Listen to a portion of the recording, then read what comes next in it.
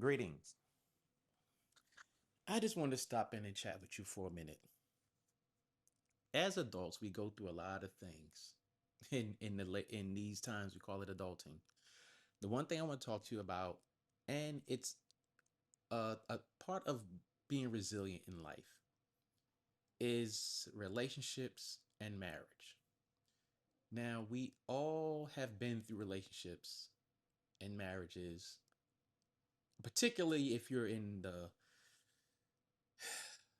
half century area in life like I am. But what I want to talk to you about is there is life after relationships. There is life after divorce. You are not stuck. You're talking to a person who has not had one, not two, but three marriages and divorces. I'm going to tell you after the first one, I said I would never do it again. Then I did it the second time, and I said I'll never say never. And then the third time came. The one thing that always was stuck in my mind in between the three of them was people saying, well, you're tarnished goods, who's going to marry you, and things of that nature. And I used to let that get to me until I came to this one conclusion. And when people would say that to me, I would say this: you say this as if you've never been in more than one relationship in your life. And they say, well, that's different. And I say, no. If you're giving your heart, your mind, your body, and your soul and sharing finances with someone, it's really no different from a marriage. They're all relationships, they're all segments of your life that you devote a large part of your being to another person. So, with that being said, regardless of how many relationships or marriages you've been through, there is life after, there's life in, and you just have to find where you fit in that paradigm. Never let the opinions of others deter you from pursuing your relationship goals. But the main thing is pursue your relationship goals responsibly. What I mean by that is don't throw yourself at the first opportunity that comes. Always be mindful of how it's going to affect you if you have young children, especially daughters. Oh, not even just daughters, just sons. Just be mindful of how that affects them.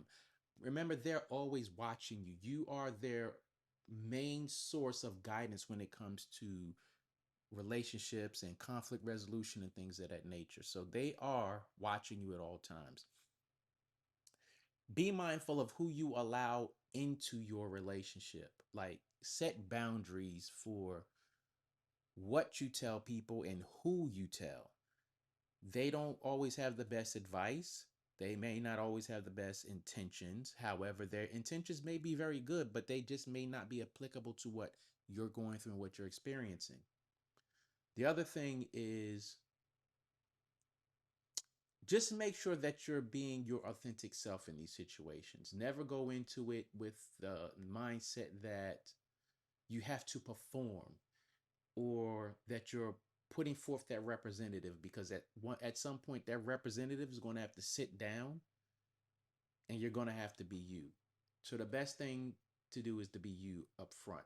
It's a delicate dance that we all play as adults, or even as people in our relationship journey. So do your best to be your authentic self. Also, set boundaries for you and that other person in those relationships, because it's easy to be accommodating to someone else's needs and putting your needs to the side. I know the one thing that I've always struggled with is with boundaries is if it's a small thing, I'll let it go until it builds up and then I will dump on a person.